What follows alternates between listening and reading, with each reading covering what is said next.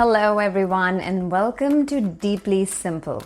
My name is Vidushi Sandhir and I'm so glad that you're here. At Deeply Simple, we do what's in the name. We break down deep concepts around wellness, mindfulness, into simple and easy to understand habits, routines and tools that are not only effective but also time efficient.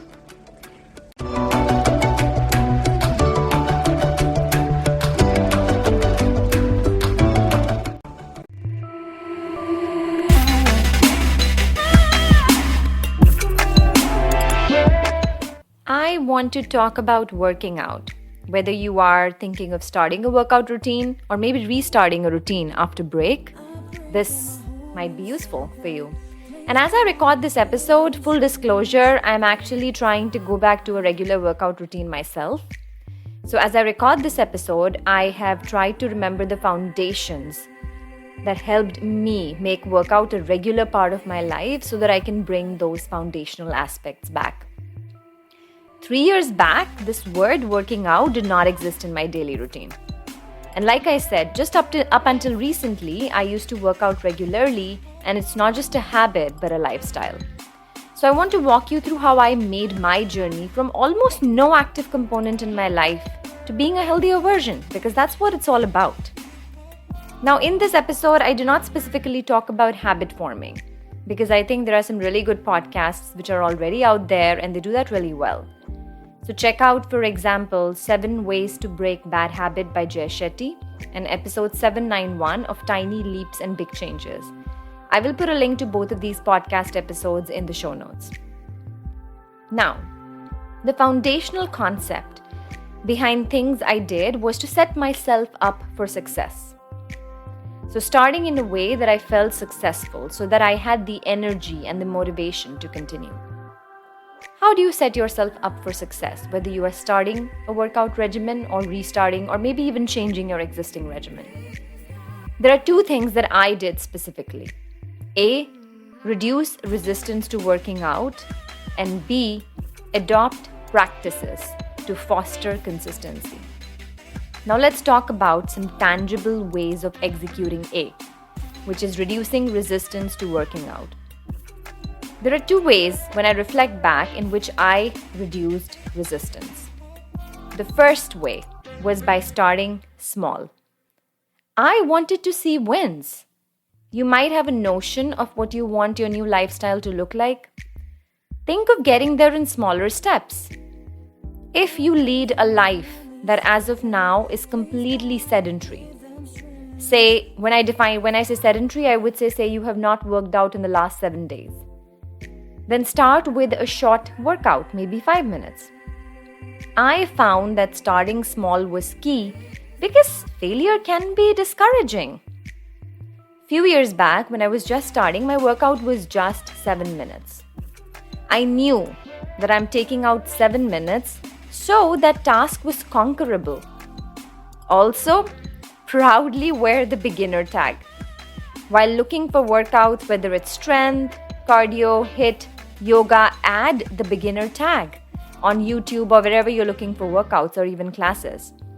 Think of this as a way to build your foundation. Being a beginner is not shameful, but rather quite exciting because it represents a phase of learning. So A, reduce resistance to working out, and one of the ways to do that is by starting small. Another way to reduce resistance to working out is by doing something you like. When I was starting, the idea of working out for me was being out of breath, sweaty, and hating it. I am not a runner. I can run sometimes, but it's not an activity that I could get excited about every single day. So I decided to identify something I enjoyed doing immensely, but which did work my heart and muscles as a workout would. The answer to this for me at that point in time was dance. So in the beginning, I looked for dance workouts. There was an element of enjoyment with the sweat, with the being out of breath, and that element of enjoyment sustained me. So what are some of the things you enjoy? If you enjoy being in nature, maybe a walk at a brisk pace might be a good way to start. If you like stretching, maybe yoga is a good fit. Maybe yoga to a kind of music that you enjoy will be an even better fit.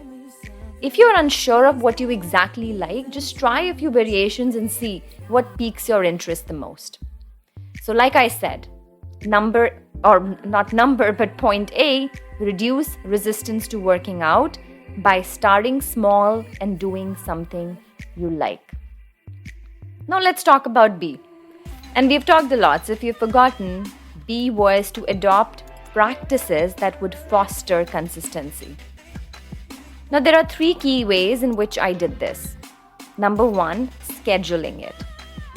I worked out first thing in the morning so that it was out of my way and I felt stronger.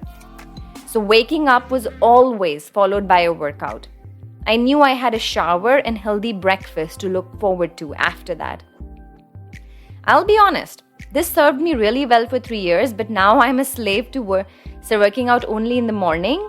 The downside of that is that with my new puppy, who is 6.5 months at the time, my mornings get really busy.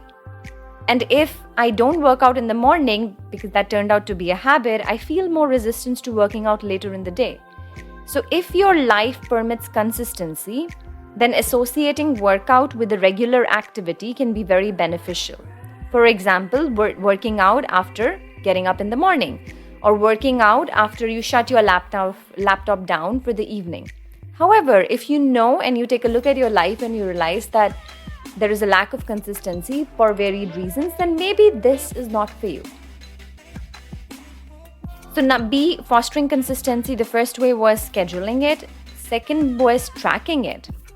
I literally created my own version of a calendar and I would cross out each day that I fulfilled my commitment of working out.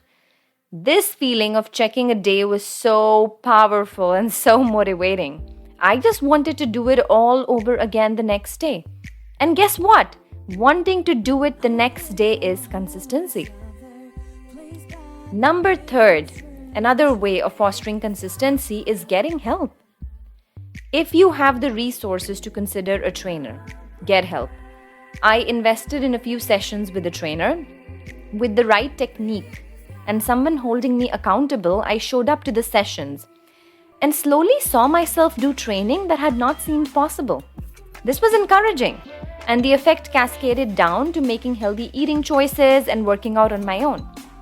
If you do not have the resources to consider a trainer, find a YouTuber who talks and works with you as a trainer would by breaking down the workout, encouraging you, getting your form right. I have a few trainers that I really like. One is Cassie from Blogilates and the other is MadFit. They really break down some of the aspects in their beginner videos. Also check out Yoga with Adriene. Some of her videos really break down the postures. So in order to foster consistency, schedule it if that's possible. Track it, like literally track it, and get help, whether through a trainer, through an accountability partner, or YouTube videos. So we talked a lot, but in a nutshell, first of all, if you're thinking of starting, restarting, changing your workout routine, I'm very proud of you. I am on that journey myself, where I'm taking another hard look at my workout and a hard look at what my life can allow or not allow at this point in time with my responsibilities, and trying to come up with something that can fulfill me and sustain me. And the 2 ways in which I am planning to do those are the 2 ways that I discussed with you. Finding out ways to reduce resistance to working out by starting small and doing something I enjoy, and adopting practices to foster consistency, such as scheduling it, tracking it, or getting help. So I hope this was useful. Hopefully you can leverage some information that I just talked about. If you like this content and would like to hear more such content, do subscribe to my podcast. It helps me get the right content to you and also helps my channel. Check out some other episodes around health and wellness, and I can't wait to see you in the next podcast. Till then, bye-bye.